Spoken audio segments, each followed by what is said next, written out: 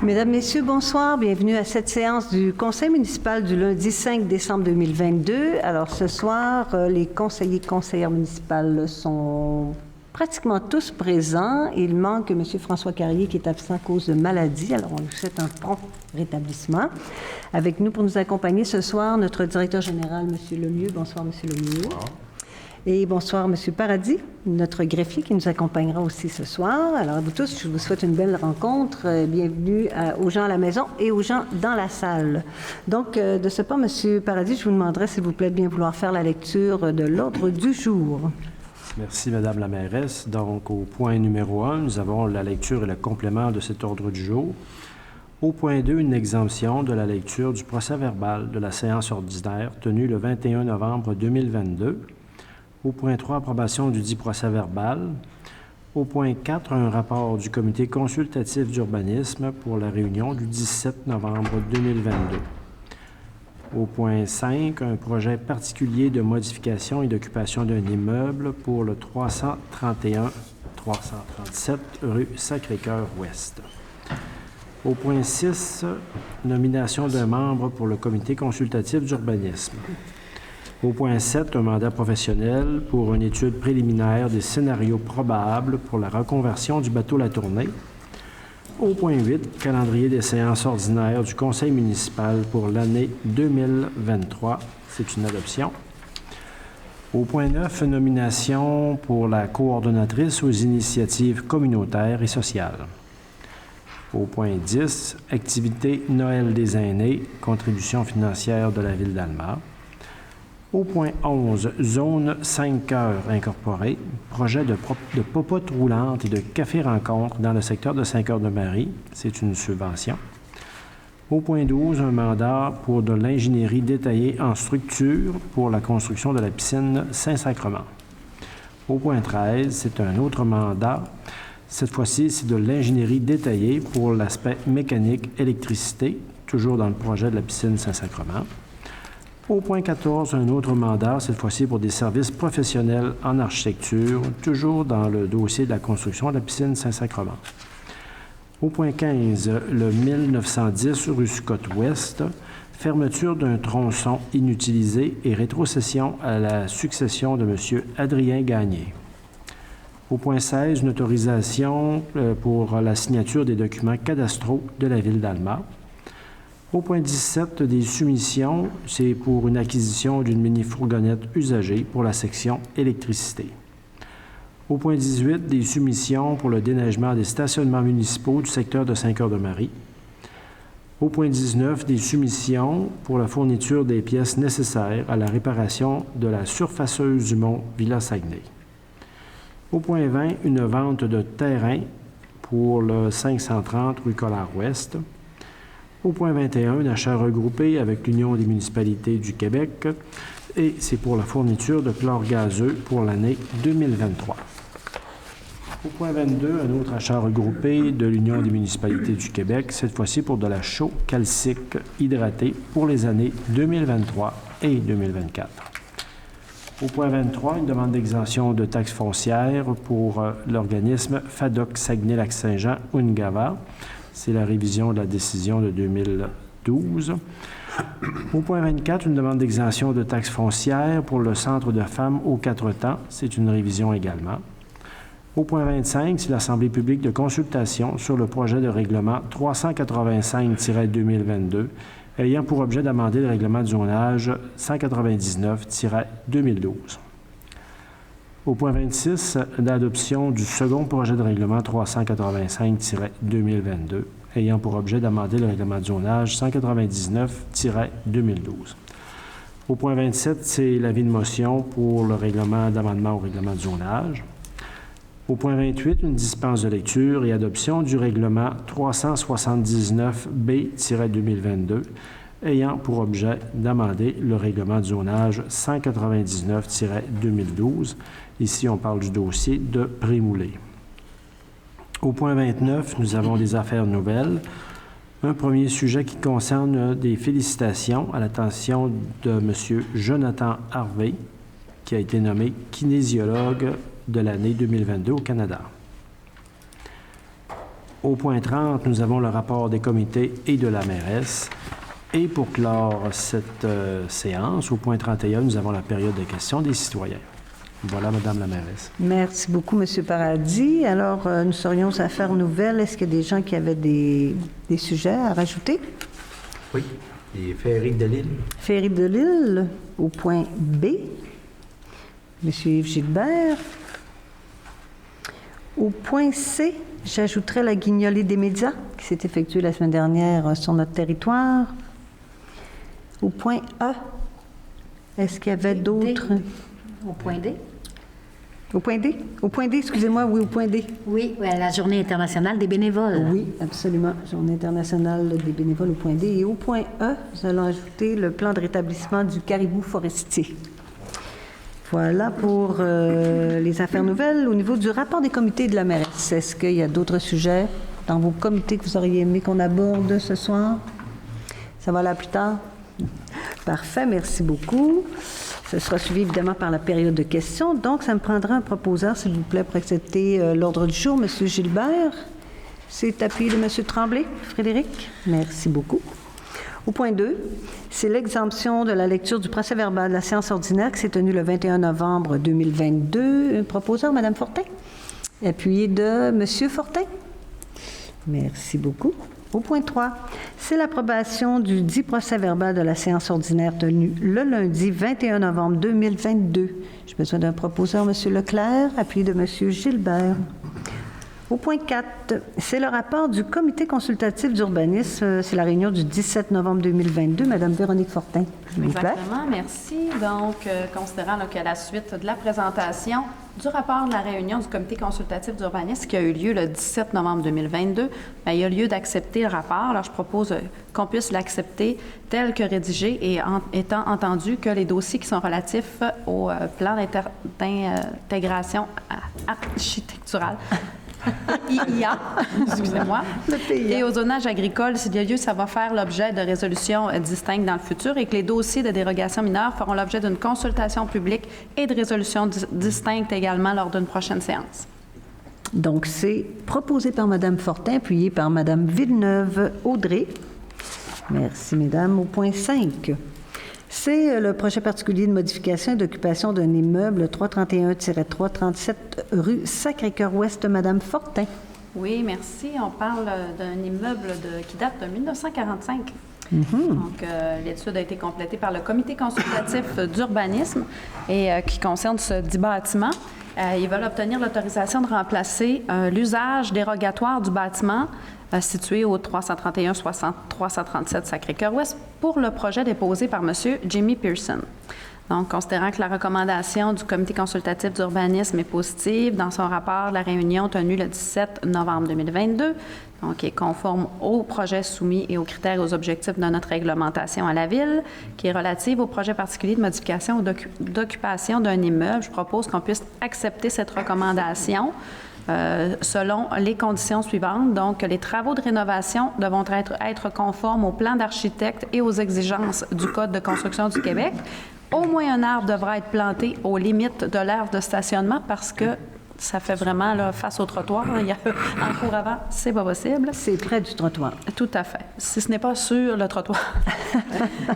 Il sera offert au propriétaire d'assujettir son édifice aussi au règlement relatif au PIA des bâtiments isolés. Alors, on trouve qu'il y avait un potentiel. On lui recommande.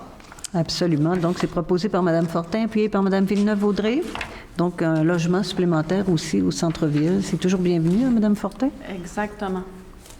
Au point 6, c'est le comité consultatif d'urbanisme pour la nomination d'un nouveau membre. Oui, puis peut-être que je peux me permettre d'expliquer un petit peu le fonctionnement de nomination des membres. Le comité consultatif d'urbanisme avec le service d'urbanisme, bon, il y a un membre qui est à pourvoir. Là. Il y a quelqu'un qui a terminé son mandat. Donc, dans ce cas-là, on ouvre les propositions. Là, les gens, même ça a circulé sur notre site Internet, notre page Facebook, les gens peuvent déposer la candidature. Et puis, il est très populaire, notre comité. On est très contents. On a vraiment des belles candidatures, assez nombreuses. Et puis, ce qui arrive, c'est que les candidatures sont amenées au comité consultatif d'urbanisme. Les gens en font une petite votation et après ça, il y a une recommandation qui est faite au conseil de ville. Et ultimement, c'est le conseil là, qui va accepter la nomination. Et c'est ce qu'on fait ce soir. Là. On propose la candidature retenue pour ce comité. Alors, donc, vous en faites la lecture, Mme Exact. Fortin? Alors, considérant là, que le règlement 010-2001 concernant le comité consultatif d'urbanisme stipule que le conseil procède à la nomination des membres non élus composant le dit comité pour un mandat de 2 ans, renouvelable jusqu'à un maximum de 8 ans, et que le mandat de M. Jacques Noël est à pourvoir pour la prochaine rencontre du comité consultatif d'urbanisme, qu'il y a lieu de procéder à la nomination d'un nouveau membre pour le poste vacant selon la recommandation qui a été faite par le comité consultatif d'urbanisme. Et je propose là, qu'on puisse nommer M. William Fradette à titre de membre non élu du comité consultatif d'urbanisme pour un mandat de 2 ans. Donc, c'est proposé par Mme Fortin en tant que présidente du comité et c'est appuyé de M. Tremblay-Frédéric. Et je pense, Mme Fortin, que vous prenez soin d'avoir quand même une variété de compétences alentour de la table. Hein? C'est quelque chose que vous prenez en considération? Tout à fait. On essaie d'avoir une diversité de profils, que ça peut être des gens qui ont un bagage au niveau de l'agriculture, au niveau de l'arpentage, une bonne connaissance, des gens d'affaires, mais aussi des gens qui ont une bonne connaissance du milieu, des citoyens utilisateurs de nos services. Donc, on a vraiment une belle panoplie de profils. Ça permet de prendre des décisions très réfléchies et prendre les bonnes décisions aussi. Hein? Exact. C'est parfait. Merci beaucoup. Merci pour cette implication, M. Fradette, et à tous les autres candidats qui s'étaient manifestés, parce qu'on aura besoin de relève de toute manière au courant des futures années. Il y a encore des gens qui devront être remplacés au niveau des rôles qu'ils effectuent à l'heure actuelle. Hein, oui. Dans ce comité. Parfait, merci. Au point 7, c'est un mandat professionnel. Ça concerne cette fois-ci l'étude préliminaire des scénarios probables pour la reconversion du bateau La Tournée. Alors, Mme Bianca Villeneuve, qui siégeait à la Damentaire, vous allez nous expliquer ça, s'il vous plaît. Oui, merci, Mme la mairesse. Ville-d'Alma souhaite être accompagnée dans une réflexion stratégique des scénarios probables, de manière à évaluer et à saisir les meilleures options de reconversion dans le but de relancer les activités du bateau La Tournée. Le complexe touristique de la Damentaire a demandé à la firme Synergie, Développement et Marketing Incorporé, de déposer une offre d'honoraires professionnels pour le mandat suivant. Rencontre de démarrage avec le comité ad hoc, état de situation portant sur une analyse et traitement des informations disponibles, consultation auprès des partenaires stratégiques ou organismes d'Alma ou de la région, analyse des cas comparables ou d'inspiration au Québec, au Canada ou ailleurs dans le monde sur des modèles de reconversion de bateaux de croisière ou de transport dans un concept de mise en valeur culturelle, événementiel, service ou autre concept pertinent. Organisation d'une rencontre de travail et conclusion sur les recommandations issues des scénarios probables de conversion des activités du bateau La Tournée. La recommandation favorable formulée par le directeur général du complexe touristique de la Damentaire, donc considérant ça, Madame la mairesse, je proposerai donc de confier à la firme Synergie, Développement et Marketing Incorporé le mandat ci-haut mentionné, le tout conformément à sa proposition datée du 16 novembre 2022, dont copie demeure annexée à la présente, d'autoriser le directeur général du complexe touristique de la Damentaire à signer pour la Ville la dite offre de service et d'autoriser le directeur des finances et trésorier de la Ville à verser un montant d'honoraires professionnels prévu dans la dite offre de service, soit une somme de 13 750, taxes en su. Cette somme étant prise à même le surplus accumulé non affecté de la Ville. Proposé par Mme Villeneuve. C'est appuyé de Mme Fortin. Donc, évidemment, le Conseil veut être vraiment bien au fait de ce qui pourrait être fait au niveau du bateau La Tournée, parce qu'il faut rappeler aux gens que le bateau La Tournée est toujours à vendre. Mais si jamais il n'était pas vendu ou si le promoteur voulait faire quelque chose avec, bien, on aura la possibilité d'avoir passé à travers toutes les possibilités, nous faire connaître toutes les façons de pouvoir mettre en valeur ce bateau-là, à quoi il pourrait servir. Et je pense que la firme à qui on a donné le mandat a une belle expertise au niveau touristique, entre autres. Pour cette étude-là, on a bien hâte de voir qu'est-ce qu'ils vont nous proposer. Merci, Mme Villeneuve. Au point 8, ça concerne le calendrier des séances ordinaires du Conseil municipal pour l'année 2023. C'est pas son adoption, mais il y a quelques petits changements cette année. Alors, Mme Villeneuve, on vous laisse le soin de nous en faire connaître les détails. Oui, merci, Mme la mairesse. Donc, tout conseil municipal doit, conformément à ses obligations légales, adopter par résolution avant le début de chaque année un calendrier de ces séances ordinaires qu'il aura précédemment établi. Le conseil municipal peut décider par résolution qu'une séance soit tenue à une autre date ou heure que celle prévue au calendrier. Le greffier doit donner un avis public du dit calendrier des séances ordinaires et de tout changement à ce calendrier. Ce calendrier sera diffusé à l'intérieur du bulletin d'information municipale distribué à chaque adresse de la municipalité et sur le site Internet de Ville-d'Alma. Je proposerai donc, Madame la mairesse, d'accepter le calendrier des séances ordinaires du Conseil municipal pour l'année 2023 qui seront tenues ici même à la salle du Conseil située au 140 rue Saint-Joseph-Sud à Alma à compter de 19 h, les dates suivantes, donc le 23 janvier 2023, 13 février 2023, 13 mars 2023, 3 et 24 avril 2023, 15 mai 2023, 5 et 26 juin 2023, 10 juillet 2023, 21 août 2023, 11 septembre 2023, 2 et 30 octobre 2023, 13 novembre 2023 et le 4 et le 18 décembre 2023. C'est proposé par Mme Villeneuve, c'est appuyé par l'autre Mme Villeneuve, donc Bianca et Audrey. Alors voilà, c'est un calendrier qui est un peu différent des dernières années puisque nous aurons une séance publique, on a calculé environ à toutes les 3 semaines, ce qui nous permettra d'obtenir une plénière, bien sûr, une fois par mois au moins, mais aussi de conserver une rencontre pour des dossiers, des discussions politiques, des discussions sur les dossiers, aussi si on veut recevoir des organismes du milieu pour mieux saisir les enjeux, s'ils ont des choses à nous présenter. Et ça permet aussi à nos équipes de pouvoir mieux se préparer parce que auparavant, on faisait une plénière, une publique, une plénière, une publique. Donc, évidemment, c'est beaucoup de travail. Ça ne donne pas toujours le temps d'avoir la chance de pouvoir rencontrer les comités, se réunir pour les discussions et de nous amener l'information là, rapidement là, pour la plénière. Alors, à ce titre-là, les gens vont quand même avoir énormément d'informations, mais pour nous, je pense que ça va nous donner une chance de bien travailler les dossiers, là, puis de pouvoir prendre des décisions, vraiment, des bonnes décisions. Là. Alors, voilà pour ce changement. Au point 9, c'est une nomination. Cette fois-ci, on parle en fait, c'est la coordonnatrice aux initiatives communautaires et sociales. C'est un nouveau poste que nous avons créé cette année et qui, je pense, donne vraiment d'excellents résultats. Madame Villeneuve-Audrey, s'il vous plaît. Oui, en réalité, au cours des dernières années, les services des loisirs et de la culture a travaillé à la mise en place d'une politique municipale à l'intention des aînés, la MADA, et à la reconnaissance des organismes communautaires du milieu pour leur assurer un meilleur soutien. La personne affectée à la démarche MADA depuis 2 ans est performante et on sait aussi qu'elle a les qualifications nécessaires pour réaliser ce mandat. Donc, finalement, elle était embauchée avec sous différentes formes de programmes et maintenant, on vient comme officialiser son poste permanent. Les sommes nécessaires à cette embauche sont déjà prévues dans le budget du service des loisirs et de la culture. Le Comité des ressources humaines recommande la nomination de Mme Jennifer Holland à titre de coordonnatrice aux initiatives communautaires et sociales, compte tenu, bien entendu, de ses qualifications. Alors, je vous propose donc d'accepter la recommandation du Comité des ressources humaines et de procéder à la nomination de Mme Jennifer Holland à titre de coordonnatrice aux initiatives communautaires et sociales à compter des présentes, conformément à la politique de rémunération et au plan d'évaluation des tâches actuellement en vigueur à Ville-d'Alma. Alors, c'est proposé par Mme Villeneuve et c'est secondé par Mme Villeneuve. Cette fois-ci, c'est Audrey en premier et Bianca en deuxième.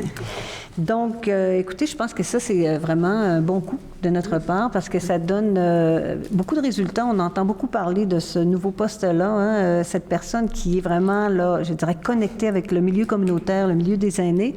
Et on sait qu'il est très riche sur notre territoire, ce milieu-là. Donc, nous n'avons que de bons commentaires. On est très contents de ça. Alors, tant mieux. Bienvenue, Mme Holland, c'est dans l'équipe de façon officielle. Au point 11, on parle justement d'une nouveauté, encore une fois, la zone 5 heures incorporée. C'est, non, excusez-moi, le point 10. Oui, mon Dieu, que vous suivez. C'est extraordinaire. Merci beaucoup. Merci de me démêler. Au point 10, c'est l'activité de Noël des aînés. Ça se passe dans le même secteur. Non, ça se passe au centre-ville cette fois-là. Madame Villeneuve, Audrey, s'il vous plaît. Oui, j'en avais parlé un petit peu au dernier conseil, entre autres, une activité pour les aînés. Donc, l'Association québécoise de défense des droits des personnes retraitées, la QDR, en collaboration avec la FADA, qui est la Ville d'Alma, a élaboré une activité spéciale à l'attention des personnes aînées afin de leur faire vivre un moment de bonheur dans la période de Noël. Lors de cette activité qui aura lieu le 15 décembre 2022 de 11h à 15h à la boîte à Bleuet, il y a 200 aînés qui pourront au coût de 20 $ participer à un dîner, 3 services incluant l'arrivée sur le tapis rouge, la présence d'une chorale de Noël et de nombreuses surprises. En plus, nous avons comme ciblé, là, en collaboration avec les partenaires du milieu, 20 personnes aînées qui sont en situation de vulnérabilité pour leur permettre là, de vivre un moment VIP. Et on a formulé une demande, bien entendu, la QDR nous a formulé une demande de contribution financière. Puis le conseil municipal juge opportun là, de soutenir cette initiative. Alors, je vous recommande d'autoriser le versement d'une somme non récurrente de 1 500 $ à l'Association québécoise de défense des droits des personnes retraitées à titre de contribution financière pour la tenue de l'événement le Noël des aînés qui aura lieu le 15 décembre 2022 de 11h à 15h à la boîte à Bleuet. Cette somme étant prise à même les surplus accumulés et aux dernières nouvelles, les 200 places étaient comblées. Alors, vraiment, c'est sold out. Donc, on comble un besoin, puis je pense que ça va être une expérience. C'est une belle vraiment, première, je pense. Une belle première. On verra bien l'an prochain. Peut-être qu'on devra aller à la salle Michel-Côté. On ne sait jamais. Bien, tant mieux, c'est parfait. Puis on est bien content de pouvoir amener un peu de bonheur là, aux personnes aînées qui vivent peut-être certaines difficultés ces temps-ci, dans un temps de réjouissance. C'est parfait. On y sera, c'est sûr et certain, Mme Villeneuve. Oui. Au point 11, cette fois-ci, on parle de la zone 5 heures. Est-ce que j'ai pris une... Je n'ai pas pris ça à M. Paradis. Hein? Alors, ça me prendrait une proposition et un secondaire, M. Fortin. Merci. Au point 11, zone 5 heures incorporée. Projet de popote roulante et de café-rencontre dans le secteur de 5 heures de Marie. M. Yves Gilbert. Oui, c'est avec fierté que j'annonce cette zone 5 heures de Marie. Considérant que l'organisme 5 heures de Marie Inc. souhaite s'impliquer bénévolement dans le secteur de 5 heures de Marie afin de faire une différence dans ce quartier. Considérant que cette implication va permettre de mettre en place une popote roulante pour toute personne en perte d'autonomie temporaire ou permanente en un lieu de rencontre et d'échange du quartier. Considérant que la demande de subvention formulée par les dirigeants de la zone 5 heures Inc. pour assurer le démarrage de la nouvelle organisme. Donc, j'autorise le versement d'une subvention non récurrente de 2 500 $ à l'organisme Zone 5 heures Inc. à titre de soutien au démarrage pour l'acquisition de l'équipement nécessaire à l'opération de cette popote roulante pour toutes les personnes en perte d'autonomie temporaire ou permanente en un lieu de rencontre et d'échange du quartier de 5 heures de Marie. Cette somme étant prise à même le surplus accumulé non affecté de la ville. Donc, je propose. Proposé par M. Gilbert, s'appuyer par M. Leclerc. Très belle initiative des citoyens du secteur. Hein? Une équipe de bénévoles très dynamique. Je les ai rencontrés, M. Gilbert. Franchement, bravo. Puis je pense que c'est vraiment une belle initiative parce qu'on sait que la popote roulante, c'est plus dans le secteur central d'Alma. Donc, à 5 heures de Marie, il y a quand même des gens dans le besoin. Et c'est tellement un beau service. Et tout ça est rendu possible aussi grâce à la participation de la marmite fumante, hein, qui, eux autres, fournissent la popote roulante de 5 heures de Marie. Alors, un très beau service qu'on met en place dans ce secteur-là. On est très, très contents de ça. Beaucoup de bénévoles aussi sont inscrits, 44 bénévoles qui sont inscrits dans cet organisme-là. Donc, le dynamisme est là, le vouloir est là. Tellement. Bravo, franchement, là. C'est super. Au point 12, est-ce que j'ai fait, moi, proposeur secondaire? Oui, hein? Non, d'accord. Au point 12, c'est un mandat d'ingénierie détaillé en structure. Et là, on parle de la construction de la piscine Saint-Sacrement. On va commencer avec M. Frédéric Tremblay, s'il vous plaît. Oui, le premier d'une série de mandats qui doivent être confiés pour qu'on puisse être fin prêt pour réaliser les travaux en fait, non plus de réfection de la piscine Saint-Sacrement, mais carrément de reconstruction d'une nouvelle piscine et d'un nouveau vestiaire attenant. On le sait que c'est un des dossiers pour lequel on fait une chasse aux subventions qui est intensive. Donc, on veut être prêt sur la ligne de départ pour aller chercher le maximum de sous du gouvernement provincial. Donc, premier mandat technique à confier. On avait déjà l'ingénierie de concept et préliminaire pour ce dossier-là. Donc, maintenant, on souhaite avoir les plans et devis en ingénierie rapidement pour pouvoir débuter la construction au printemps 2023.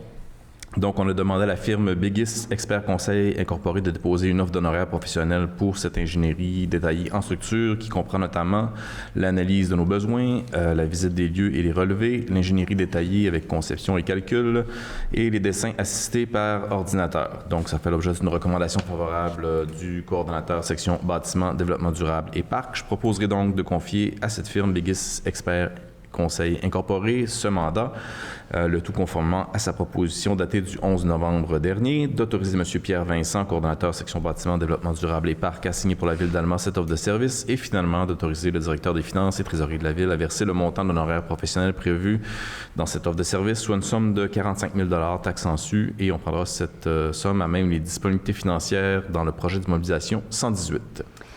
Donc, c'est parti pour un mandat d'ingénierie proposé par M. Tremblay, c'est secondé par M. Gilbert. Et oui, on se prépare pour aller dans les demandes de subvention. On veut être les premiers à déposer, ça presse. On a besoin de l'aide du gouvernement, bien sûr, dans ce dossier-là. La prochaine résolution, elle concerne cette fois-ci un mandat en ingénierie, mais détaillé, donc de la mécanique électrique pour la construction de la piscine toujours. M. Louis Leclerc.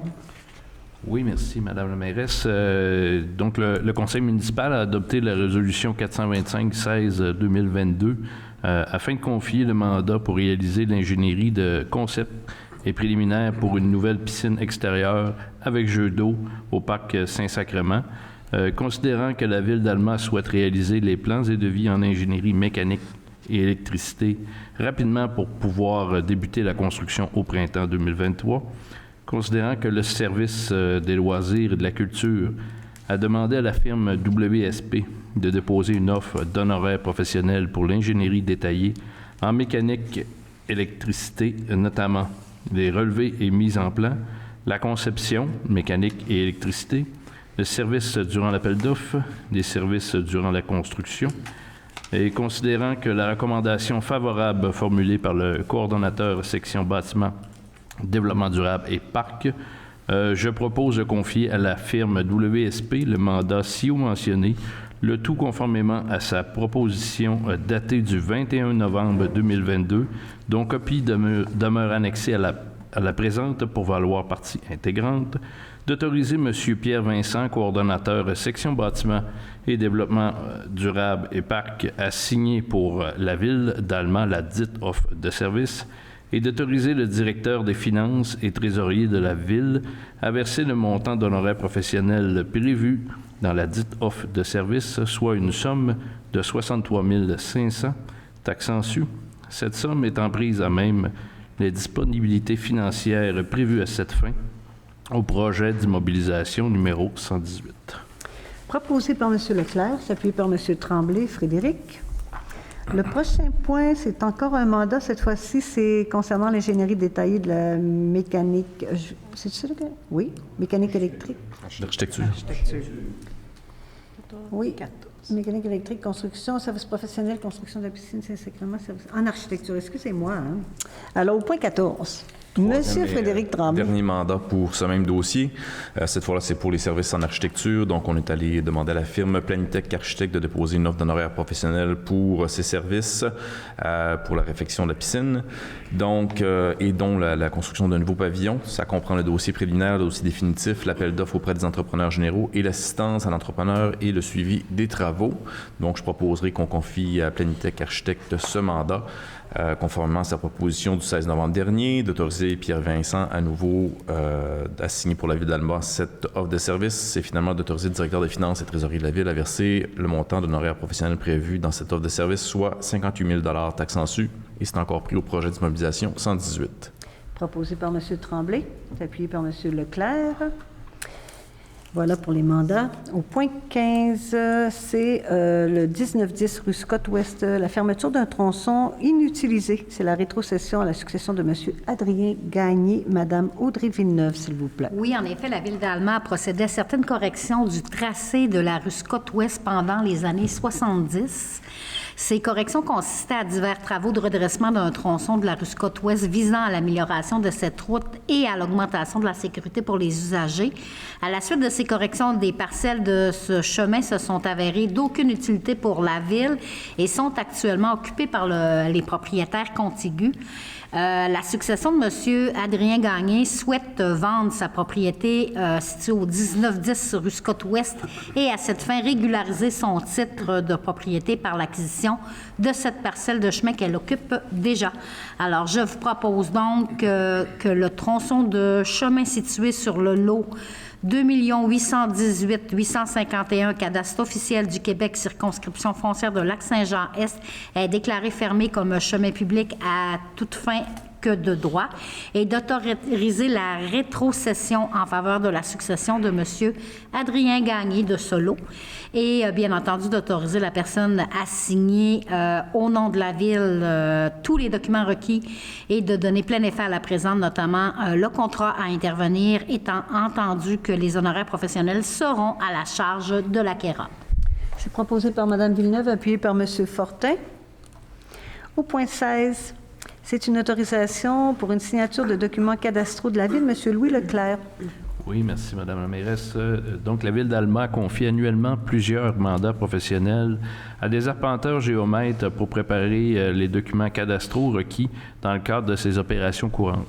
Considérant que ces documents doivent être approuvés par les autorités municipales afin d'être déposés au Bureau de la publicité des droits, considérant qu'il y a lieu de mettre à jour la liste des personnes autorisées à signer ces documents, je propose d'autoriser les personnes suivantes à signer pour et au nom de la Ville tous les documents cadastraux requis dans le cadre des opérations courantes de cette dernière, à savoir Maître Jean Paradis, greffier, Maître Annie Aubin, greffière adjoint, Monsieur Denis Verrette, directeur des services d'urbanisme, Monsieur Jean-Philippe Jean Tremblay, coordonnateur de services d'urbanisme, que copie de cette résolution soit transmise aux arpenteurs géomètres œuvrant sur le territoire municipal, ainsi qu'à l'officier du Bureau de la publicité des droits de la circonscription foncière de Lac-Saint-Jean-Est.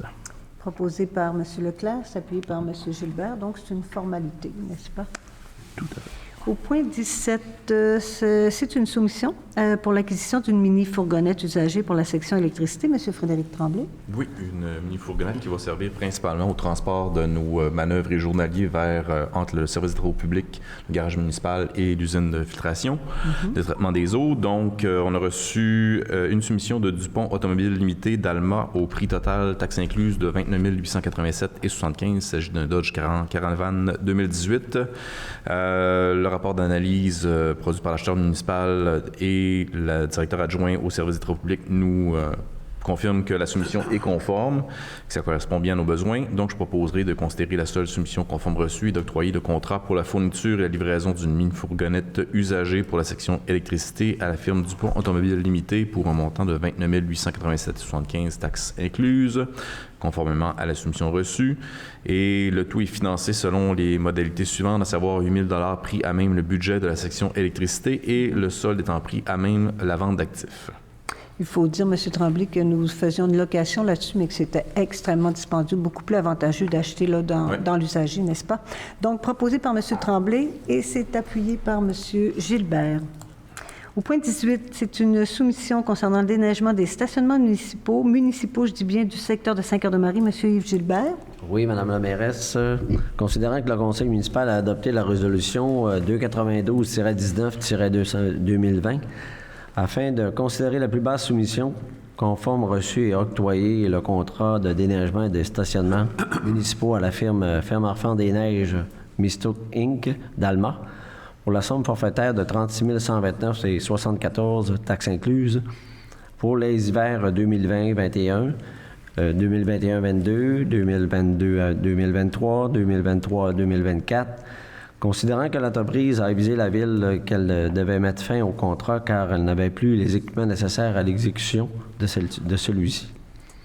Considérant qu'à la suite d'un appel d'offres sur invitation pour le déneigement de divers terrains de stationnement municipaux du secteur Saint-Cœur-de-Marie pour les hivers 2022, 2023, 2023, 2024, les soumissions suivantes ont été reçues le 22 novembre 2022. Les soumissionnaires sont Service Multitrack de Sainte-Monique, pour un montant de 46 100 $, taxes incluses.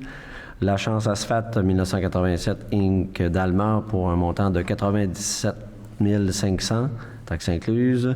Les déneigements Serge et Marc Inc. d'Alma pour un montant de 119 488 $, taxes incluses. Considérant le rapport produit par le directeur adjoint du service public pour préciser la conformité des soumissions reçues, l'encaissement du dépôt de garantie d'exécution au montant de 3 612,97 de la ferme Arfand des Neiges Mistook Inc., les prix forfaitaires pour les 2 années restantes et les taxes inclus en su.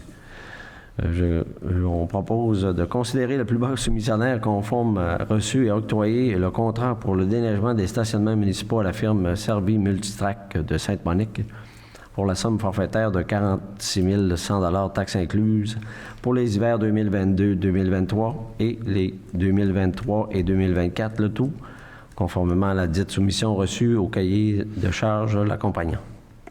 M. Gilbert, je crois que les taxes ne sont pas incluses, si je ne m'abuse. Taxes en su? Taxe en su. Parfait. Taxes en su. Taxe en su. En su. Sur les montants qui nous sont présentés ici, donc 46 100 $. Donc, vous en faites la proposition, M. Gilbert? Oui. C'est parfait, c'est appuyé par Mme Fortin. Plaisir.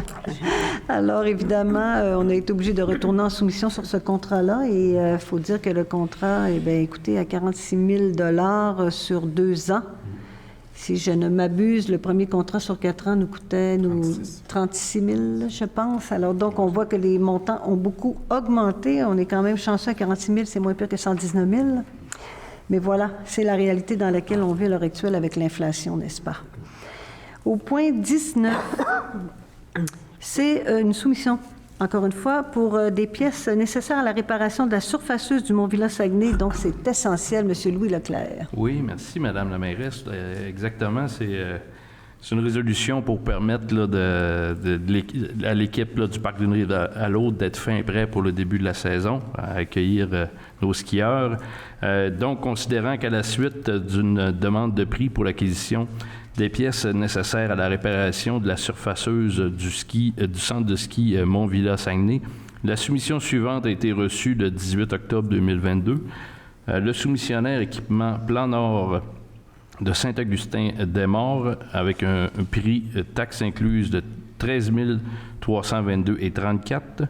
Considérant le rapport d'analyse produit par le Service des loisirs et de la culture concernant la conformité de la seule soumission reçue, les travaux de réparation qui seront effectués par le service de la mécanique et les taxes incluses, je propose de considérer la seule soumission conforme reçue et d'octroyer le contrat pour l'acquisition des pièces nécessaires à la réparation de la surfaceuse du centre de ski Mont-Villa-Saguenay à la firme Équipement Plan Nord de Saint-Augustin-des-Maures pour un coût total de 13 322,34 $, taxes incluses, conformément à la soumission reçue. Cette somme étant prise à même les disponibilités financières prévues à cette fin au projet d'immobilisation numéro 104. Proposé par M. Leclerc et c'était secondé par M. Gilbert. Merci, M. Leclerc. Au point 20, c'est la vente d'un terrain au 530 rue Collard-Ouest. Mme Bianca Villeneuve, s'il vous plaît. Oui, Madame la mairesse. Le propriétaire de l'immeuble commercial situé au 530 rue Collard-Ouest demande à Ville-d'Alma de lui vendre une parcelle de terrain contiguë à sa propriété afin de procéder à la réfection complète de la cuisine du restaurant et y installer des équipements modernes de ventilation et d'évacuation des vapeurs de cuisine. Le comité d'urbanisme et environnement recommande de vendre ce terrain aux conditions suivantes. Le prix de vente est fixé en fonction de la valeur inscrite au rôle d'évaluation, soit 13 $ le pied carré. Les frais d'arpentage et de notaire seront à la charge de l'acquéreur. L'acquéreur doit maintenir l'espace résiduel à des fins de stationnement. Considérant la promesse d'achat intervenue entre la Ville d'Alma et la société 9445-0210 Québec Inc., je proposerai donc, Madame la mairesse, de ratifier la signature de la promesse d'achat intervenue entre la Ville et la société concernant la partie de terrain 4 323 718 ayant une superficie de 287 mètres carrés, sans bâtisse dessus construite, et que cette vente soit faite au prix de 40 105 $ plus les taxes applicables. Madame la mairesse ou le maire suppléant ainsi que le greffier ou la greffière adjointe sont autorisés à signer pour et au nom de la Ville tous les documents requis pour donner plein effet à la présente, notamment le contrat notarié intervenu, étant entendu que les honoraires professionnels seront à la charge de l'acheteur. Proposé par Mme Villeneuve-Bianca, c'est secondé par Mme Fortin-Véronique. Au point 21, c'est l'achat regroupé de l'Union des municipalités du Québec concernant le chlore gazeux pour l'année 2023. Monsieur Tremblay, s'il vous plaît. Oui, on a dans nos habitudes de procéder avec le Centre multiservice de l'Union des municipalités du Québec pour acheter différents produits, notamment pour le traitement de l'eau, mais aussi pour le déneigement. Cette fois-ci, ça concerne le traitement de l'eau potable parce qu'évidemment, en faisant faire à leur service, on bénéficie d'une économie d'échelle importante. Donc, on a reçu leur proposition et le soumissionnaire envisagé serait Brenntag Canada Incorporé. Donc, les prix sont fournis par trimestre sur 4 trimestres à raison de 2721 kg en quantité estimée et les prix varient de 5,65 à 7,52 taxes en su par kilogramme. Donc, le tout est conforme selon notre acheteur municipal. Donc, je proposerai de confirmer à l'UMQ l'achat de chlore gazeux utilisé dans le traitement de l'eau potable pour l'année 2023 dans le cadre du mandat déjà accordé selon les prix fixés dans le tableau auprès de la firme Brenntag Canada Incorporé. Et le tout conformément aux documents produits par l'UMQ. Alors voilà, j'en fais la proposition. C'est proposé par M. Tremblay, s'appuyé par Mme Audrey Villeneuve. Merci beaucoup. Au point 22, ça concerne encore une fois l'achat regroupé concernant l'Union des municipalités du Québec. Cette fois-ci, on parle de chaux calcique hydraté pour les années 23 et 24, M. Tremblay. Donc, encore une fois, un achat regroupé. Le soumissionnaire proposé par l'UMQ est Grémont Incorporé de Québec pour la chaux calcique hydratée. Donc, le prix à la tonne métrique taxe en su pour 2023 serait de 656,25 $ et pour 2024, 695,63 $. C'est conforme selon notre acheteur municipal. Je proposerai donc de confirmer à l'Union des municipalités du Québec l'achat de chaux calcique hydraté utilisé dans le traitement de l'eau potable pour 2023 et 2024 dans le cadre du mandat déjà accordé pour 656,25 $ pour 2023 et 695,63 $ pour 2024 par tonne métrique, taxe en su, transport inclus, auprès de Grémont Incorporé de Québec. Et le tout conformément aux documents produits par l'Union des municipalités du Québec. Proposé par M. Tremblay, appuyé par M. Fortin. Oui, absolument. Donc, un des nombreux avantages d'être membre de l'Union des municipalités du Québec, bien sûr. Au point 23, c'est une demande d'exemption de la taxe foncière. C'est demandé par la FADOC Région Saguenay-Lac-Saint-Jean-de-Gavard. C'est une révision. Monsieur Alain Fortin, s'il vous plaît. Merci, Mme la mairesse. Donc, considérant que par sa lettre datée du 21 novembre 2022, la Commission municipale du Québec confirme que l'organisme FADOC Saguenay-Lac-Saint-Jean-de-Gavard lui a soumis une demande de reconnaissance aux fins d'exempter de toute taxe foncière l'immeuble du 414 Collard Ouest à Almar, que cette demande est produite dans le cadre de la révision périodique de l'exemption obtenue le 24 mai 2013 par l'organisme, que suivant l'article 243-23 de la loi sur la fiscalité municipale, la commission municipale doit consulter la municipalité avant de se prononcer sur une telle demande, que le présent conseil a comme principe de s'en remettre à la décision de la commission municipale. Il a donc résolu d'accuser réception de cette demande de reconnaissance pour fin d'exemption de la taxe foncière formulée par la FADOC Saguenay-Lac-Saint-Jean-de-Gavard et de confirmer la position de la Ville d'Almar à l'effet de ne pas participer à une audience qui pourrait être tenue sur cette demande de reconnaissance et de s'en tenir à la décision qui sera rendue par la dite commission. Donc, je le propose, Mme la mairesse. Proposé par M. Fortin, appuyé par Mme Villeneuve-Audrey. La suivante, M. Fortin, c'est toujours pour vous, encore une fois, une demande d'exemption de taxe foncière, cette fois-ci pour le Centre de femmes aux 4 temps. Oui, j'arrive, Mme la mairesse. Là. Oui. Donc, considérant que la lettre datée du 25 novembre 2022, la commission municipale confirme que l'organisme Centre de femmes aux 4 temps lui a soumis une demande de reconnaissance aux fins d'exempter de toute taxe foncière à l'immeuble situé sur son territoire, que cette demande est produite dans le cadre, bien sûr, toujours la même chose, il y a la révision périodique d'exemption obtenue le 6 mai 2013, donc je présume qu'il ne payait pas de taxe, ça dure 10 ans. À ce moment-là, il faut redemander une nouvelle demande au bout de 10 ans. C'est la même chose dans les deux cas. Que suivant l'article 243-23 de la loi sur la fiscalité municipale, la commission municipale doit consulter la dite municipalité, soit la Ville d'Almar, que le présent conseil a généralement comme principe de s'en tenir à la décision de la dite commission. Il est donc résolu d'accuser réception de cette demande de révision périodique de la reconnaissance pour fin d'exemption de la taxe foncière formulée par le Centre de femmes aux 4 temps et de confirmer la position de la Ville d'Almar à l'effet de ne pas participer à une audience qui pourrait être tenue sur cette demande de reconnaissance et de s'en remettre à la décision de la dite commission. Donc, je le propose, Mme la mairesse. Proposé par M. Fortin, appuyé par Mme Fortin.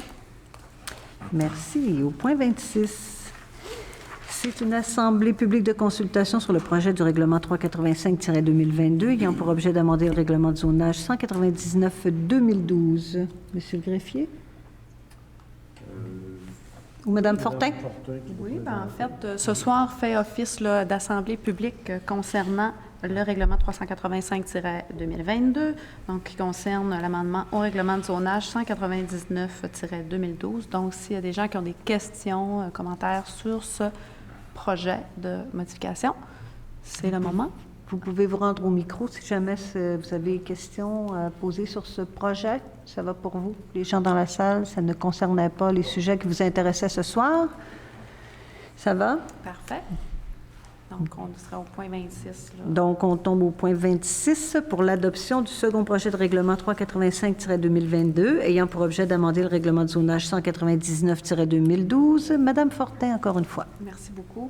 Donc, considérant là, les demandes de modification au zonage qui sont adressées à la Ville d'Alma et qui ont fait l'objet de recommandations favorables du Comité consultatif d'urbanisme et ayant déjà été acceptées par le Conseil municipal, je propose d'adopter le second projet de règlement 385-2022 ayant pour objet d'amender le règlement de zonage 199-2012 de façon à autoriser la subdivision d'un terrain pour réaliser un projet de garderie à l'emplacement de l'ancien centre communautaire de l'île au 221 rue des Bruyères. Alors, proposé par Mme Fortin, s'appuyer par Mme Villeneuve-Audrey.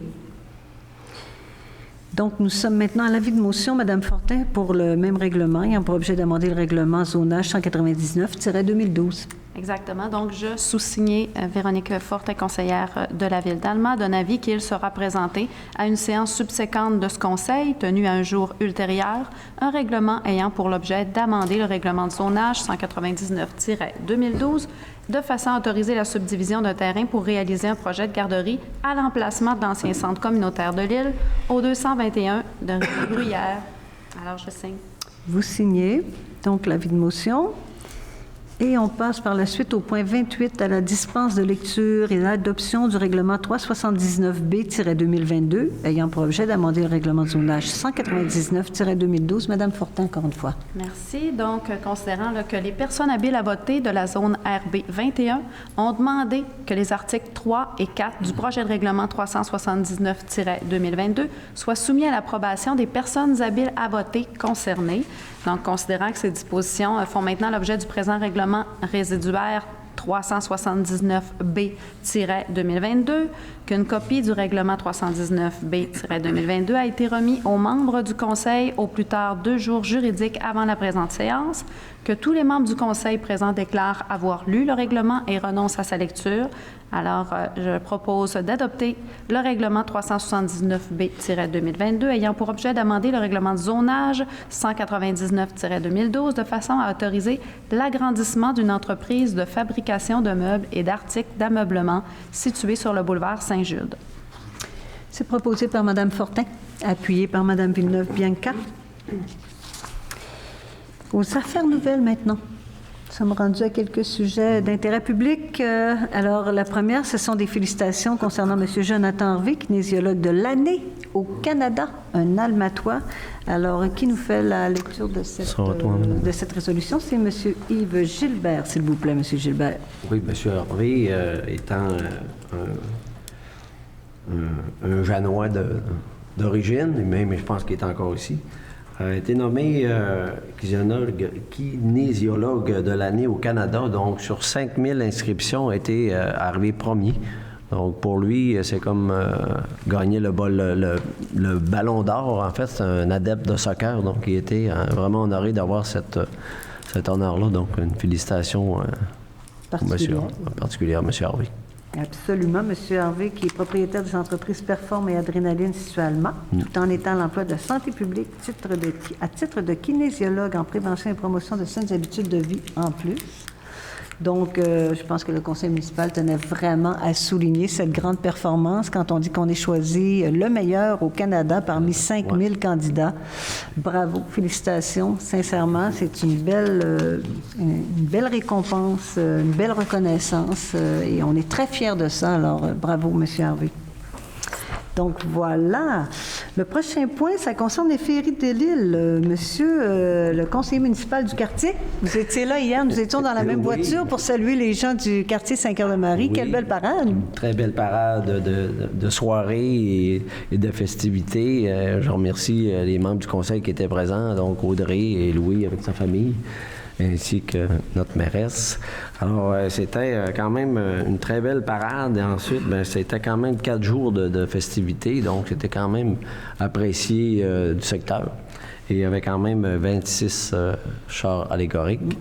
Et je tiens à féliciter l'équipe de François Aymon et ses 30 bénévoles là, pour avoir mené encore cette 17e édition là, de cette belle parade. Donc, une mention... François, et c'est de combien qu'il y a de bénévoles, vous dites? 30 lutins. Hein? 30 François, c'est 30 lutins? Oui, qui travaillent pendant 4 jours de temps. Pendant 4 jours de temps. Ça a été vraiment, je pense, une très, très belle activité qui s'est déroulée sur 4 jours avec différents événements tout au long de cette fin de semaine. J'aimerais mentionner aussi les travaux publics aussi pour le sablage et tout ça, parce qu'on sait que samedi, il y avait une météo quand même peu clémente, donc ça s'est bien déroulé, puis en toute sécurité. Bien, félicitations au comité bénévole, c'était vraiment fort agréable. En plus, la température était de notre bord, comme on dit, n'est-ce pas, monsieur, monsieur Gilbert? Bravo, 17e édition, super. Le prochain point, ça concerne la guignolée des médias. En fait, je voulais revenir sur la guignolée des médias qui s'est tenue sur notre territoire, en fait, sur la région du Saguenay-Lac-Saint-Jean, là, jeudi dernier. Encore une fois, il y a une foule de bénévoles qui ont participé dans différents endroits là, de notre région pour venir récolter de l'argent, des sommes qui vont évidemment aider les démunis, mais qui vont aussi, sur notre territoire, là, permettre à la marmite fumante de pouvoir continuer son excellent travail. Je suis toujours très impressionnée quand je vais à la marmite fumante de voir ces bénévoles, des petites fourmis qui s'activent et qui donnent un résultat incroyable. Et les gens qui vont là pour recevoir un repas sont accueillis tellement de façon chaleureuse. C'est incroyable l'excellent travail qui se fait dans ce secteur-là. Puis on a plusieurs organismes. Là, on a la popote roulante, on a la moisson Alma, on a la marmite fumante. Bon, il y en a plein, puis je pense qu'elles sont toutes nécessaires et très appréciées. Et puis jeudi, moi, je suis allée pour faire la collecte. Il y avait encore plein de bénévoles qui provenaient de toutes sortes de secteurs d'activité partout sur le territoire d'Alma et dans la région. Et puis, les gens ont quand même été très généreux parce qu'on sait que c'est pas une période facile, hein, avec l'inflation. Et puis, bon, on le sait, là, le panier d'épicerie augmente, le temps des fêtes arrive, les gens sont très sollicités. Mais encore une fois, je pense qu'ils ont été extrêmement généreux si on considère la période. Et puis moi, je tiens vraiment à féliciter tout le monde, à les remercier pour leur grande générosité. On me dit que sur le territoire d'Alma, c'est 35 000 $ qui ont été récoltés. Au niveau du Lac-Saint-Jean, 90 000 $ et au Saguenay-Lac-Saint-Jean, 245 000 là, pour le grand Saguenay-Lac-Saint-Jean. Et l'an dernier, c'était 265 000. Il y a une petite diminution, mais quand même, si on considère la période, je pense que c'est bravo tout le monde. Merci de tant de générosité. Et tant mieux quand on peut aider nos organismes qui travaillent très fort sur notre territoire. Au point D, alors Mme Villeneuve voulait nous parler de la journée des bénévoles qui, je pense, est aujourd'hui. Oui, absolument. Puis c'est en cohérence avec tout ce que vous venez de dire. Donc, l'engagement de nos citoyens, nos citoyennes, que ce soit dans le milieu communautaire, que ce soit dans les loisirs, dans la culture.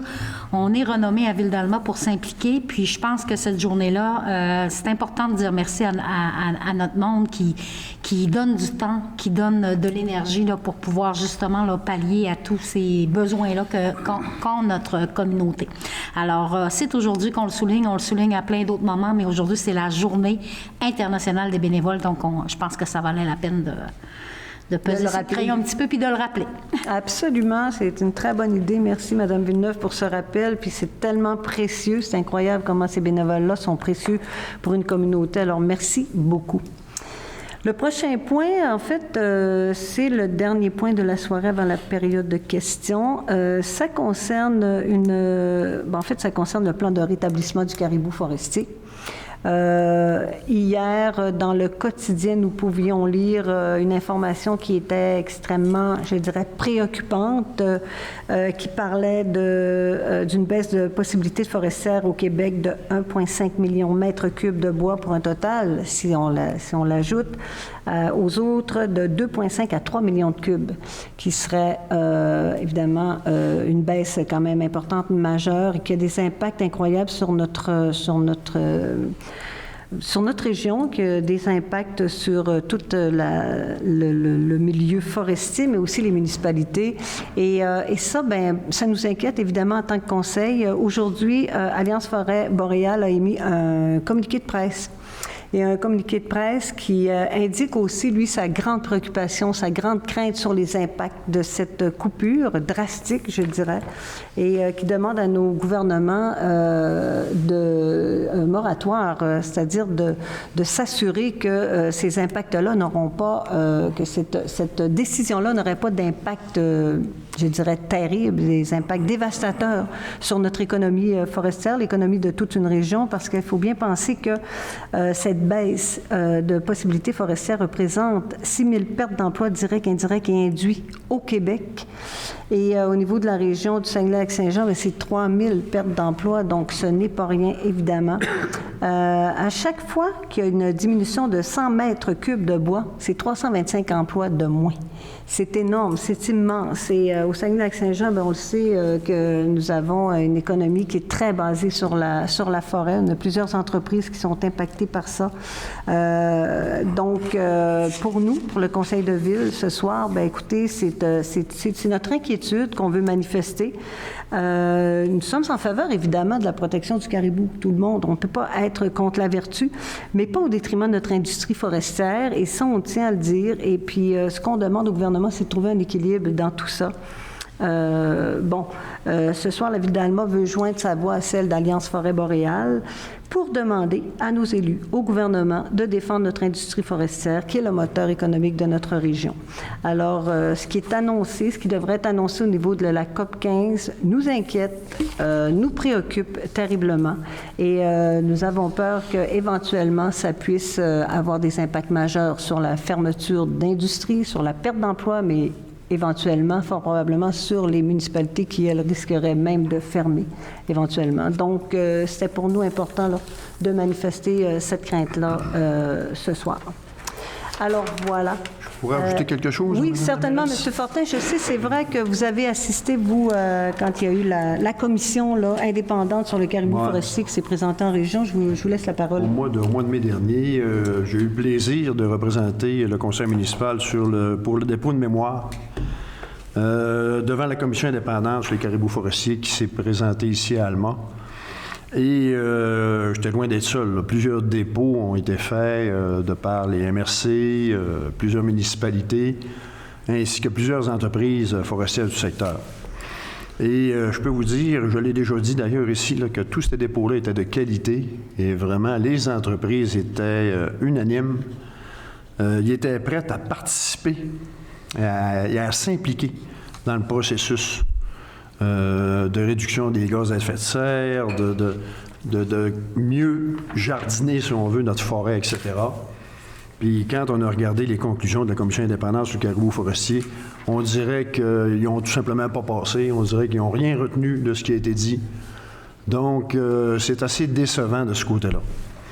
Puis, comme on peut voir, comme vous l'avez dit dans le communiqué hier, dans le quotidien, ce qui est recommandé, c'est assez majeur et ça impacte beaucoup le Saguenay-Lac-Saint-Jean, surtout dans notre secteur ici, Lac-Saint-Jean-Est. Saguenay-Lac-Saint-Jean, on a 28 ou à peu près, que vous disiez, de la forêt au Québec qui est malléable ou qui peut être travaillée.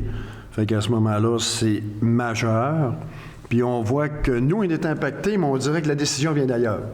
Voilà. Donc, les décisions viennent des villes de ciment, puis ils viennent impacter à ce moment-là le Saguenay-Lac-Saint-Jean. Je dis pas à ce moment-là qu'il faut continuer à faire des coupables blancs, loin de là. Je pense qu'il y a moyen de s'entendre, il y a moyen d'être tous gagnants dans tout ça. Mais à l'heure actuelle, on sent qu'il n'y a pas de volonté de nous écouter.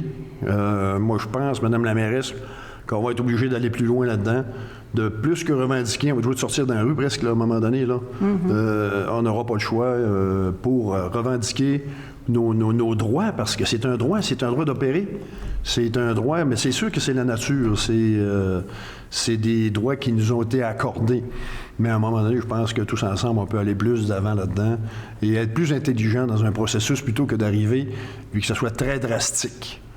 Donc, c'est sûr que c'est ma vision là-dedans, mais je pense que c'est la vision également de plusieurs entreprises au Saguenay-Lac-Saint-Jean.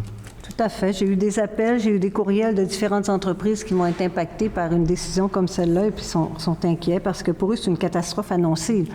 Donc, c'est certain que pour nous, c'est la base de notre économie, la forêt, et puis ils sont prêts à être très respectueux en fonction de cette forêt-là. Maintenant, ils veulent être écoutés, c'est bien sûr et certain. Puis je pense que, comme vous le dites, on va devoir peut-être le crier haut et fort et puis tous ensemble défendre cette industrie qui Puis c'est certain qu'eux mentionnent à ce moment-là. Le point fort qu'ils mentionnent, c'est qu'il y a plein d'emplois partout. Mais à un moment donné, si l'emploi va s'en aller où? Les gens vont partir du Saguenay-Lac-Saint-Jean, vont s'en aller ailleurs, vont s'en aller dans les villes de ciment, vont aller travailler là. Puis nous autres, ils vont déserter là, tout simplement le Saguenay-Lac-Saint-Jean parce qu'il n'y a plus d'emploi ici. Absolument. Je ne pense pas que ce soit favorable pour nous. Là. Tout à fait. Merci, M. Fortin, pour ce témoignage. Est-ce qu'il y avait d'autres personnes qui auraient aimé s'exprimer? Ça va pour vous? Alors voilà, merci. Écoutez, c'est ce qui m'a fait à cette rencontre. Nous serions rendus à la période de questions. Alors, vous pouvez vous présenter au micro tout simplement, vous vous nommez et puis vous y allez avec votre question, s'il vous plaît.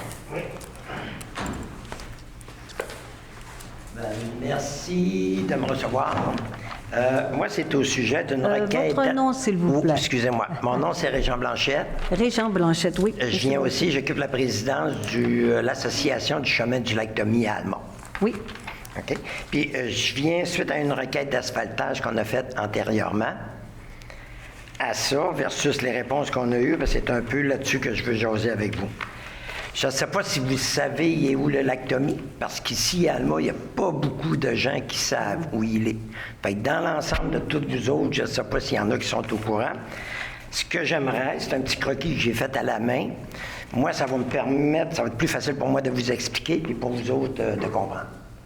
Vous dites que c'est une demande d'asphaltage? Oui. Que vous avez fait concernant le Lac-Tomie? Oui. Dans mon secteur. C'est dans le secteur, oui, c'est ça de Mme Fortin. Oui, exactement. Puis en passant, je remercie Mme Fortin de m'avoir remis les appels quand je l'appelais. Ça n'a pas toujours été le cas côté municipalité. Je ne parle pas de vous ici. Là. Très important de faire des retours d'appel, M. Blanchette. Très d'accord avec vous. On va passer ça, monsieur. Oui, on va passer... Votre allocution, mon frère, monsieur. On vous écoute. OK. Fait que là, c'est ça. Je voudrais vous expliquer un peu le secteur, OK, du Lac-Tomie. À ça, je vais faire suite à une pétition qu'on a fait signer en octobre 2020 versus la réponse qu'on a eue, puis versus ce que moi, je vais vous expliquer parce que je ne comprends pas au niveau de la réponse. Fait que je vais juste me donner deux petites... bon. OK. Fait que l'idée, c'est... je vous défends de rire de mon dessin, hein, monsieur? Mais ça me semble assez clair. Moi, en tout cas, je le comprends. C'est très bien dessiné. Oui, bon, merci. Je prends, OK, la route du lac. Oui. Puis, je m'en viens en direction du Lac-Tomie. Fait que quand vous emmenez en direction du Lac-Tomie, où est-ce qu'il y a le moulin assis? À droite, c'est le chemin du moulin. Ça va aboutir à Saint-Bruno. Si on continue un petit peu à droite toujours, il y a le gros moulin assis. Puis en face, il y a le chemin pour aller à Fourrière d'Almont. Si on continue, on va se rendre au club d'Orval. Si on continue, c'est là que l'asphalte termine. Si on continue, on a 482 pieds à couvrir par 20 pieds de large. C'est qu'on s'en vient, puis là, on tourne à droite pour aller au chemin du Lac-Tomie. Si on continue, puis on n'embarque pas dans le chemin du Lac-Tomie, il reste peut-être l'équivalent d'un demi-kilomètre, puis on se ramasse à la jonction de Larouche et Alma. À ça, si je m'en viens à la pétition qu'on a fait signer, c'est que, parce que ce que nous autres on demande, c'est ça, c'est de faire asphalter au minimum les 482 pieds. À ça, on parle même de, ils appellent ça de l'asphalte pulvérisé. C'est de l'asphalte recyclé. Qui est beaucoup moins dispendieux. Fait que, parce que c'est un coin, là, je vais vous dire, là, affreusement poussiéreux. Vous voyez la petite fermette, là? Mais c'est La un monsieur, fermette, là, qui les je la trouve pas celle-là. Non? Juste à droite, ici, Sylvie. OK, dans le coin. En bas, petite Oui, fermette. petite fermette. Je suis allé voir son jardin l'automne passé. Ça en était pleurable de voir ses tomates. Il dirait, Jean, regarde mes tomates. C'était tout plein de poussière. On n'est pas capable de garder une voiture propre. Puis la problématique de ce secteur-là, contrairement au chemin du lac Tommy, qui est en gravelle aussi, c'est qu'on est comme parallèle avec le rang de la fromagerie. Le vent vient souvent de l'ouest vers l'est. Fait que la boucane, là, elle reste en arrière. Là, dans votre dessin, là, ce que je vois, là, les petites bulles le long du chemin, c'est ça, là, le 482 pieds? C'est tout Oui, ça? exactement. OK. Exactement. Ça, c'est la gravelle que vous avez décidé, là? Ouais, Dessiné, c'est ça? OK, je me place. Je savais pas si c'était clair demain. OK. Fait que de là, j'en étais? OK. Fait que si on prend le chemin du lac Tommy, lui, il représente environ 2,5 km en tout et partout. Fait que c'est juste pour vous situer, là, parce que si je viens chercher la pétition qu'on a fait signer, où c'est qu'on est une vingtaine de personnes, versus la réponse. Au départ, je suis content de savoir que la décision a été prise par le conseil municipal. Fait que je présume que la décision s'est prise par vous autres. Puis la réponse qu'on me donne, étant donné que le pavage de gravier de ce tronçon est en bon état, c'est que je vous dirais, il pleut, là, puis il se forme des trous de suite, puis des coulisses. Puis encore là, c'est sale pour les voitures. Oui, je pense qu'il y a un bon travail qui se fait, sauf qu'il faut toujours appeler. Parce que où est-ce qu'on est, je pense pas qu'il y ait un inspecteur qui vienne régulièrement toutes les fois qu'il pleut, de savoir voir si le chemin est bien beau. Ce qui fait que tantôt, quand ça bouge pas, ben là, on appelle. Puis je suis content parce que ça bouge. Sauf que c'est toujours à répéter. Il va mouiller 2 jours après, ben regarde, c'est encore à... Ça fait que, de savoir que le pavage de gravier de ce tronçon est en bon état, je suis pas sûr, et qu'il y a très peu de circulation automobile à cet endroit. Il a été convenu de ne pas procéder à l'asphaltage. Bon. Alors qu'il y a très peu de circulation automobile à cet endroit, c'est que si on prend notre petit dessin, OK? Si je prends le petit lac en bas, OK? Ça, c'est la coopérative des loisirs et de plein air d'Alma. Ils sont environ, eux autres, je vous dirais, là, il y a un résident permanent à l'année qui demeure là. Il y a au moins une dizaine de chalets.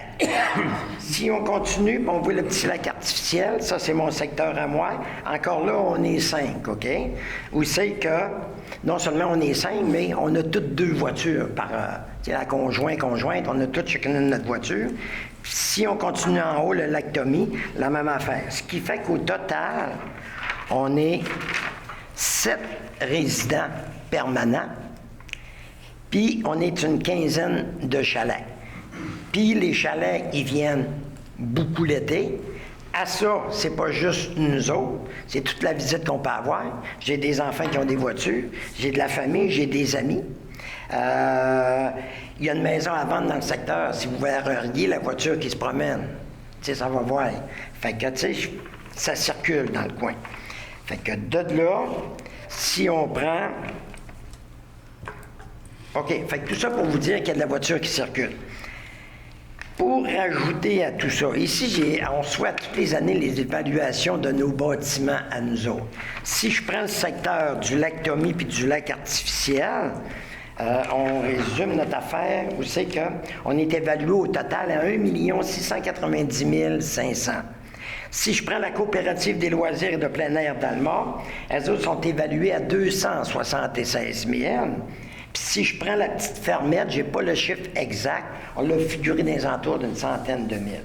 Fait que pour en arriver, on est rendu à 2 066 500. Ça, là, ça représente toutes nos évaluations. Fait que de là, on paye toutes des taxes là-dessus. On a un petit 482 pieds qui nous crée du problème. Fait que c'est pour ça que, en rapport avec les réponses que j'ai eues à l'idée de dire, étant donné que le pavage de gravier et de tronçon est en bon état et qu'il y a très peu de circulation automobile, c'est que ça me convient pas là, comme réponse. Puis si on prend mon petit croquis, OK? Puis on s'en va dans le chemin du moulin. Si je rentre là-dedans, je vais sortir à Saint-Bruno, où les deux gros silos sur la route à 170. De là, il y a environ 1,5 km, OK, qui vient rejoindre la limite Alma-Saint-Bruno. Avant, était en gravelle, puis je crois que c'est en 2020, pour m'apercevoir qu'un de ces quatre, je passe dans le secteur, puis c'est tout asphalté, justement avec de la pulvérisée.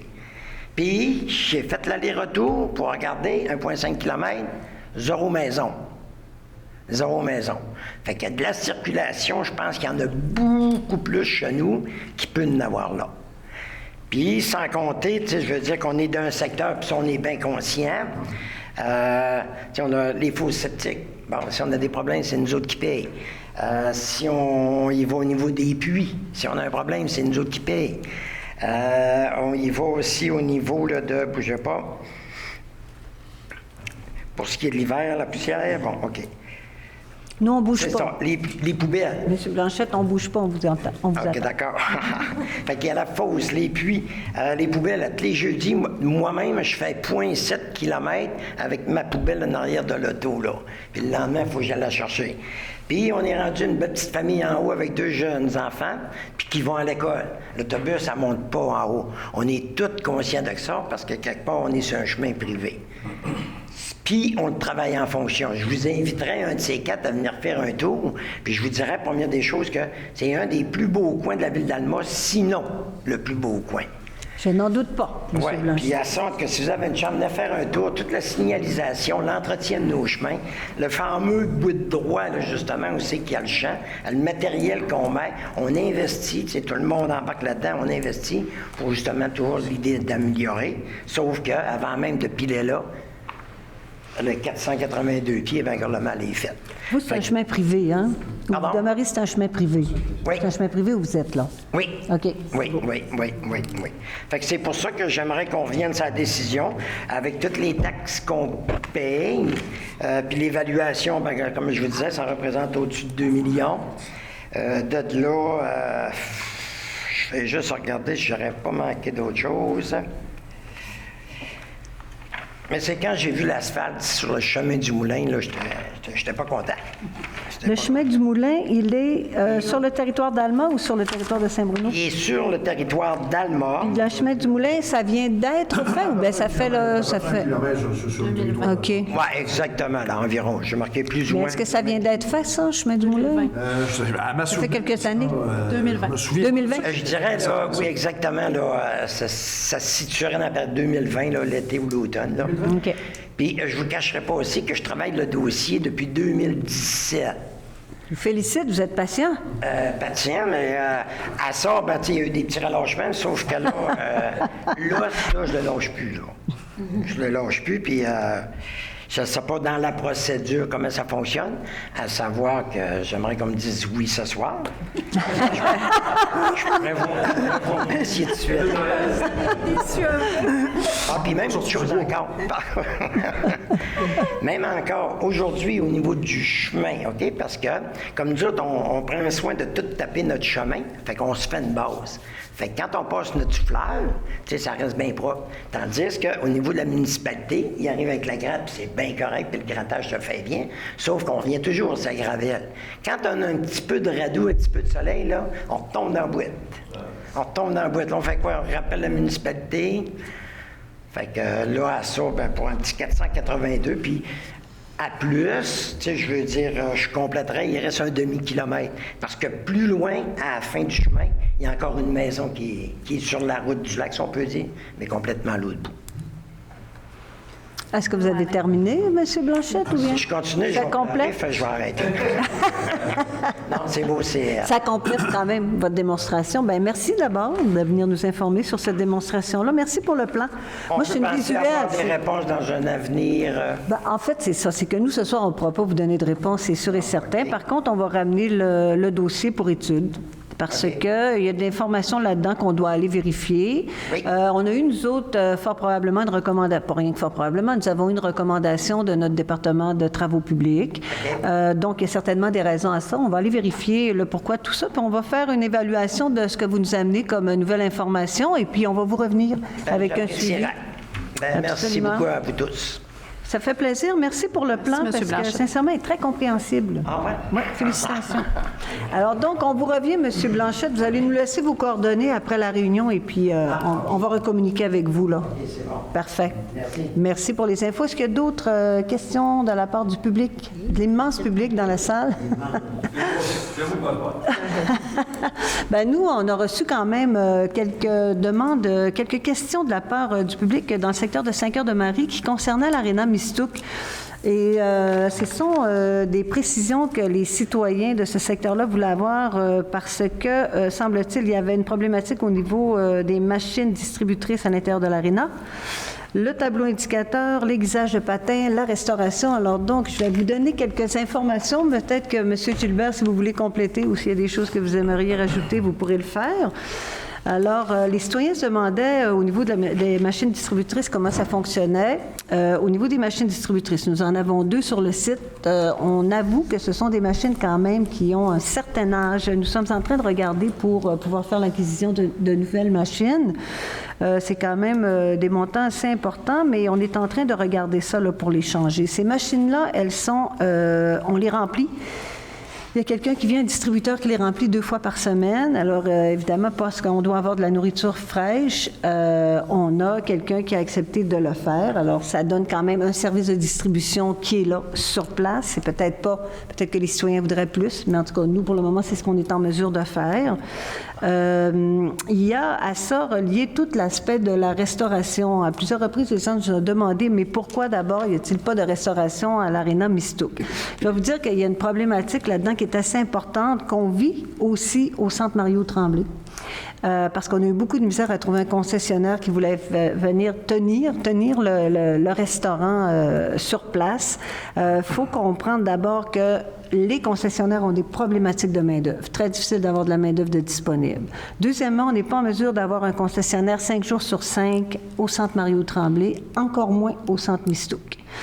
Le concessionnaire qu'on a au Centre Mario Tremblay a accepté d'y être seulement pour les grands événements et pour les week-ends. S'assurer qu'évidemment, il y a un achalandage parce que pour eux, il faut que ce soit rentable, il faut que ce soit intéressant.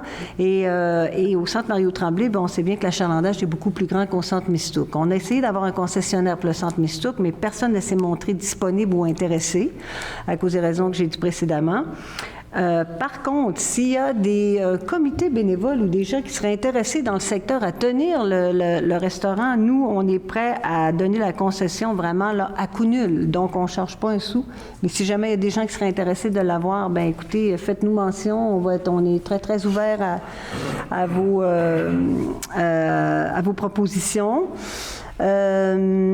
Concernant le tableau indicateur, je sais que le tableau indicateur, il est brisé. On appelle ça le board en bon français. C'est tout le système informatique qui est brisé, puis on trouve ça vraiment regrettable. C'est plate d'aller jouer au hockey pour ne pas pouvoir voir ton score sur le tableau indicateur. On le comprend.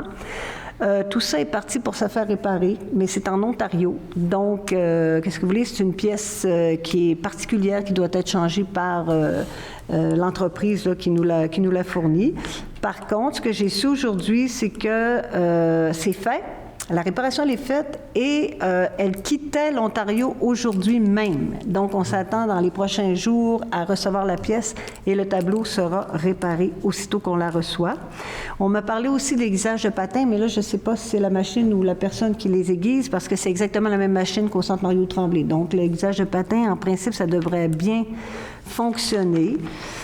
Sinon, je pense qu'on a pas mal fait le tour. En fait, ce que je voulais, c'était surtout... La machine à café, peut-être? La machine à café. Oui, la machine à café. Oui, la machine à café, en fait, c'est qu'on n'est pas capable d'avoir de disponibilité auprès des fournisseurs de machines à café. Il n'y a pas de machine à café de disponible.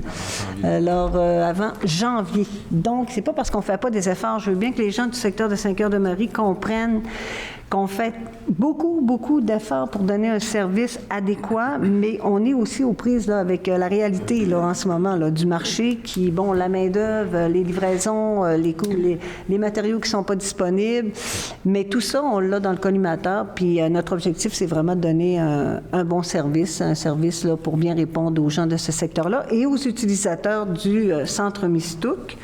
Est-ce que, M. Gilbert, vous vouliez rajouter quelque chose? Vous faites pas mal le tour, Mme la mairesse. Pas mal, hein? Pas mal fait le tour. Oui. Bien, en tout cas, on veut vraiment sécuriser les gens là, sur le fait qu'on est très conscient des différentes problématiques là, en ce moment au centre Mistook, mais qu'on est en train de les régler là, le plus rapidement possible. Voilà. Ça mettrait fin à notre rencontre de ce soir. J'aurais besoin d'un proposeur ou une proposeuse pour la fin de l'Assemblée. Alors, Mme Audrey Villeneuve qui propose la fin de l'Assemblée. Merci beaucoup d'avoir été là. Merci aux gens dans la salle. Merci aux gens à la maison et soyez prudents pour le retour. Merci beaucoup. Bonsoir tout le monde.